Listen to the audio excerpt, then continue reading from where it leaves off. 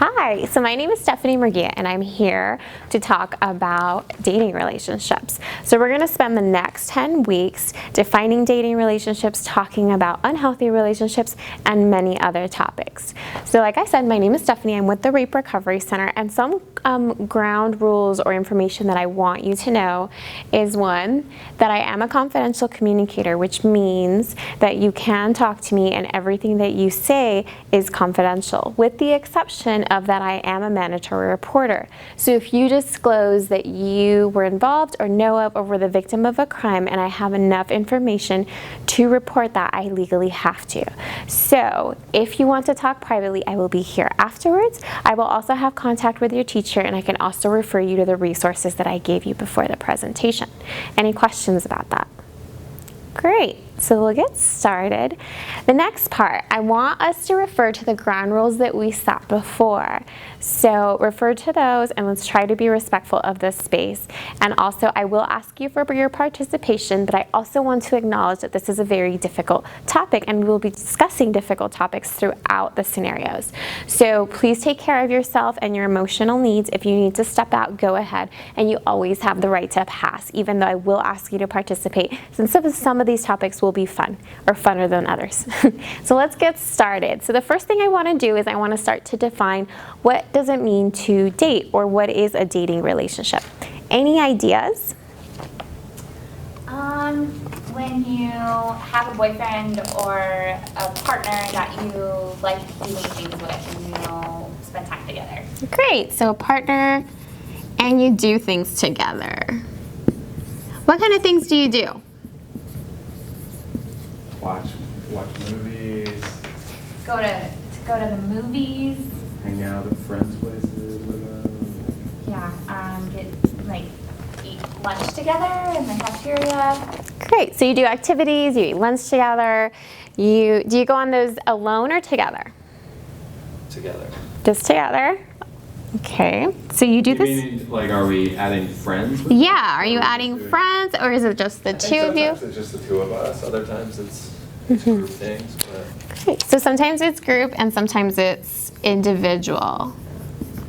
It also depends on what the rules or value of your family are, right? Some people are allowed to go on individual dates. Some people aren't. Some people have to wait till they go on group dates, right? And I just said a really important word when it comes to any relationship, but especially dating, is the idea of values. Where do we learn the values for dating relationships or anything? Parents. Parents. Where else? Probably at church. So religion. School. And your peers, your friends. So I think it's important, one, that when you're thinking of how your dating relationships are, or they're going to be, that you acknowledge that you do what is comfortable for you, but also have conversations about what your values are in that. Do you go on group or individual dates? Do you stay out after midnight? Do you only stay out till 10? And then what are the rules? Like maybe your value is that you should stay out until 11, but your parents have pretty strict rules until 10. And talk about why those are and why those are important. What would you want to be in a dating relationship? How would you want to be treated, or what would you want from your partner? Respect. What does that look like? They listen to you. So they listen to you. They consider your feelings. Consider your feelings. Want to do activities with you, so give you time and respect. Yeah, give time, give their individual time to they respect. Great. Is every couple going to look the same? No, right? You're going to have different expectations, different activities that you do together, different ways to communicate. And so I'm going to have you split up into groups and do an activity, and we're going to talk about specifically what you would want and what you don't want. And I want you to pay attention to what everybody else in your group is saying and what is different, and we're going to talk about that. So I wanted to spend this time to talk a little bit about some helpful tips for just kind of starting off with the very first section. Some ways to be what I call, or what research calls, a trauma-informed facilitator, because these will be difficult topics.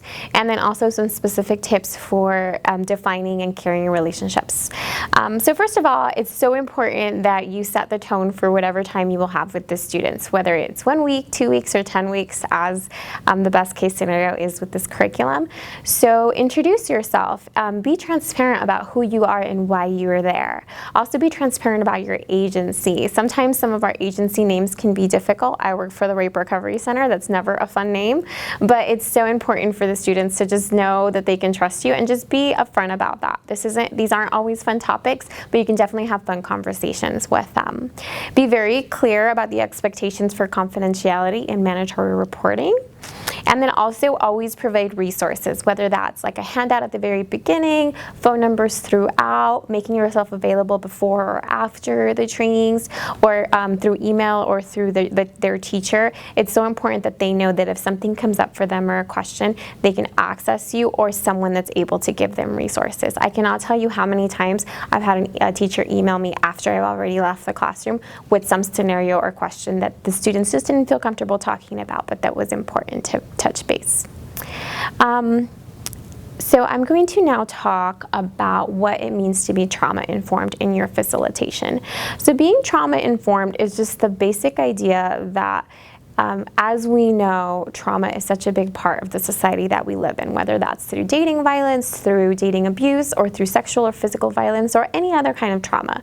So being a trauma-informed facilitator is just acknowledging that the likelihood that someone in your audience has experienced some kind of trauma is high, and that you as a facilitator are creating a safe enough space for them to take care of their emotional needs, and also you're providing, and the teachers and administration are providing the support that they need. And so one way that you can do that as a facilitator is by acknowledging that the topic is going to be difficult. You can use whatever language you want for that. Some people like to use the idea of triggering. Some people don't like that word. That's fine. You can just be upfront about it so the students know what they can expect and also get used to some of the language. Check in with yourself about which topics will be triggering and acknowledge that for yourself so that you can show up as a grounded facilitator. For example, if you already know that you're going to be triggered by a comment that maybe supports a rape myth, acknowledge that and kind of practice that beforehand so that you're not triggered in front of the students, and then maybe lash out or shut down a conversation that will be really fruitful and inviting to creating dialogue. Also acknowledge for the students that if they get triggered, they can take time for themselves, have water, whatever they need, and then also have conversations with the teacher so the teacher knows how to support that. There's a lot of literature on trauma-informed care throughout schools, one-on-one, in presentation, so I encourage you to read some of those, but some pretty basic tips are just being transparent, being honest, providing resources, and just providing a safe enough space for dialogue. Okay, so we're going to jump into actually talking about defining caring relationships. So this is a section that, because of the time constraints that we have, we may not always get a whole lot of time with this section. So, and this is a common one that if you need to condense it, you can condense it really easy, because you can literally just spend 5 or 10 minutes talking about dating relationships and then move on, or you can spend the whole 50 or 120 minutes that you have for that class. So this is one that if you're looking to cut somewhere, you could. But some important tips, I think, and these are helpful because it is the first section to just kind of continue throughout, but also for just this section. Make sure that you allow for different types of dating to be defined. That's going to be so important in creating a culturally sensitive and competent environment. So allowing them to maybe define dating as a group activity, because maybe in that specific culture's religion, that's what's allowed, versus one-on-one dating with a partner. Some cultures don't allow dating at all, and so allow for that space. And give some examples. I like to give you some examples from my culture. You know, when I was growing up, my parents didn't date, they courted. So I talk about that, and I kind of just make fun of myself in that. So do that. And let them talk about that, because there's some things that, depending on your age as a facilitator, you may not have experienced when you were dating, like the use of social media or texting. So allow them to kind of bring those up and kind of have fun with the conversation and kind of be silly. This is one of the activities that can be silly, or they're talking about fun topics. Give them that space if you can, because some of the other topics will not be that fun. Make sure that you don't assign a value to specific scenarios. So there is no value when someone starts dating when they're 12 versus 18. There's pros and cons. There's obviously more likelihood for abuse in certain scenarios, but you as a facilitator don't want to shame the students, at least not in this scenario, not quite yet. So you just kind of want to make sure that you touch base with yourself as far as what your values are, so you recognize when you're doing that, and then also just kind of leave it open, so then again you're learning about what their culture, the culture of the school, the culture of this classroom is, so they'll learn to trust you as a facilitator and value your opinion in that. And last, make sure that you don't gender dating. It's such a common mistake to gender dating as boyfriend and girlfriend, or as males as the perpetrators or females as the survivors or the victims. So it's so important that you don't do that and try to kind of keep gender neutral, or provide lots of examples of different dating relationships across different types of scenarios.